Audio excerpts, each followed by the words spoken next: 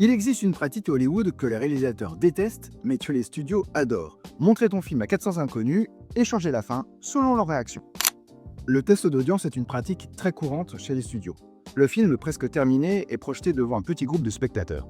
Après la diffusion, ils remplissent une fiche de notation. Le studio lit les résultats et en fonction d'eux, change certaines scènes, peut-être même parfois les retourne ou change même des personnages. Par exemple, Pretty Woman avait une fin beaucoup plus sombre.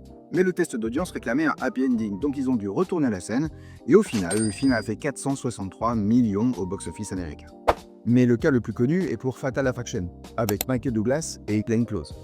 La fin originale, c'est Alex qui se suicide et Glenn Close qui meurt seul.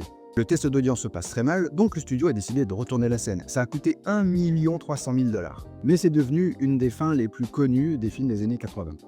Est-ce que le test d'audience a une raison? Oui, bien sûr. Mais attends, est-ce que ça doit être la même règle pour tout le monde et à chaque fois? C'est là que le débat commence. Le test d'audience ne mesure pas si c'est un bon film. Il mesure juste si un film est confortable. Et les films qui souvent ont bougé quelque chose, ce sont les films les plus inconfortables. Tu aurais changé la fin de quel film, toi? Dis-le moi en commentaire. Moi c'est Arnaud, je suis scénariste et réalisateur, et ici on parle cinéma, donc si ça t'intéresse, abonne-toi.